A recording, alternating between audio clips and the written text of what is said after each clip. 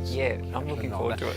Welcome back. You often hear adults say that today's kids aren't raised the way they were. The old style of rewarding good behaviour and punishing the bad is being challenged by a new, gentler parenting style. But does it work? Here to let us know, welcome leading child and educational psychologist Andrew Greenfield. Andrew, thanks for joining us. Thank you for having me. Well, let's get straight to it. When it comes to modern-day parenting, there seems to be two distinct styles, the so-called gentler approach or the stricter style of punishment and reward. Which one works? Yeah, good question. First, the first thing I do say is, well, so the most common question people often ask me is just in terms of the age, like what age as well. And I talk about the terrible 2s to 37. So let's just start with that. But anyway, in terms of what works, it depends. It depends on the child, depends on the parents' personalities, depends on so many different factors. These days, I think there are three distinct parenting styles. You've got permissive, which is a bit wimpy and weak. You've got authoritarian, which is controlling. And you've got authoritative, where it's firm but fair. We have to be in the middle somewhere. They're generally more authoritative. We don't want to be too wimpy. We don't want to be too controlling. You have to be, I generally say to parents, you have to be in control. Not controlling your child, everything they're doing, but you've got to generally be in control. Because if you're not, you know, God help you with your kids. They'll walk all over you. Problem is the kids don't always bring the best out in us, you know. You know, and we're all guilty, I think, of bringing out the back in my day. That's right. Yeah. I'm sure children really love to hear. How would you describe the 21st century parent? Is it so different? I think parents are all very worried about being politically correct in everything because the kids are going to pick up on everything they're doing. You know, well, I'm not allowed on my phone. Well, why are you on your phone? Oh, yes. I get that all the time. So, the one thing I do say to parents, there is a certain way that a child can speak to their parent and a certain way the parents can speak to their child. It's not always the same.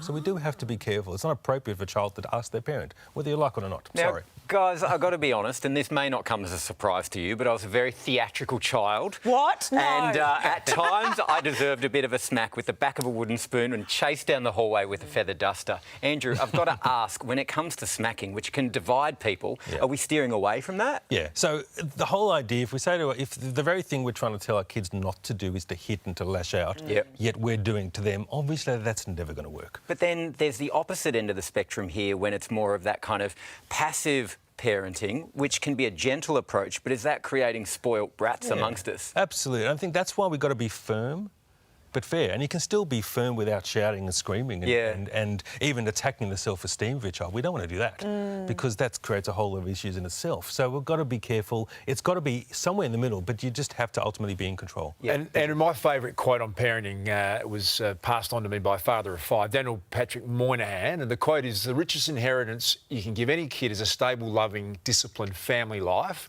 which is what I'm aiming for. Get it horribly wrong regularly. Just need to ask my four, but that sounds a bit like the middle ground to me. Yeah. If a child knows they're going to be in a family environment that is secure, they're not, you know, they've got people that are loving around them, there's always going to be supporting them. Now, supporting doesn't mean agreeing, but just being there for them. That's probably the best thing you can do for your kids these days. Can I ask specifically about control? I only have one and she's amazing, so I'm very blessed, but she loves to say no to me, and because I'm not much of a disciplinarian, other than taking the green off her, I've got nothing. I've got no hand. She's not scared of me. I don't know how to control when she's gone, no, I'm not interested in what you're telling me to do. No, it's probably a question I get asked almost every single day in my practice. I'm relieved to hear that. I do have an answer.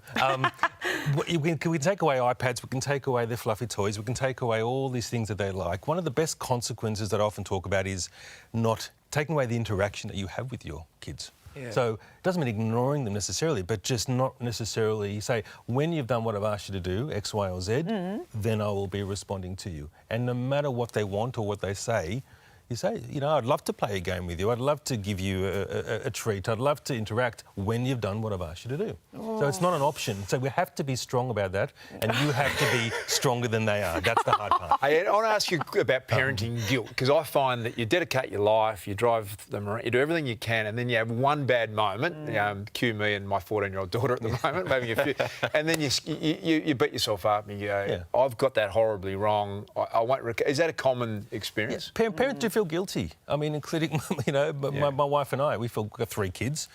We do feel guilty sometimes. I'm actually not the perfect parent, which is, I know it's probably surprising, but I do sometimes get angry because I'm a human being. I do shout and scream sometimes because I'm a human being. That's normal. It's about trying to be within the normal limits is what we're trying to do as parents. But this is human behaviour. We do get angry and frustrated, and what it's important to do when you do that, we can sit down afterwards and say, you know what, I'm sorry, I got a bit angry and frustrated, but I was just, maybe I had a bad day, or maybe I wasn't feeling well, or you just frustrated me. You know what? So as long as you're communicating with them, that's all you can do. You mentioned political correctness around parenting, and I think we often fear being judged as parents. How much do you think that has a part to play in the way we parent? Yeah, I think if we talked about the 21st century, parenting in the 21st century, parents are so worried about what everybody thinks of them. Everybody. We're so concerned about people think you're the one who has to live with your child, not them. So you have to be comfortable with what you're doing. That's the important thing. So we've got to learn not to worry about what anybody else thinks. As long as you, as parents, are comfortable, or caregivers or whatever, that's all that matters. Because people are going to judge you no matter what you do. I often think of parenting as the thing you want to be more successful at than anything in your life. Very hard to measure whether you're actually being good at it. In fact, it's hard all around. Andrew, thanks for coming in and helping us pull our kids and maybe the parents into line at the same time. Thanks, Andrew. We appreciate Andrew dropping by.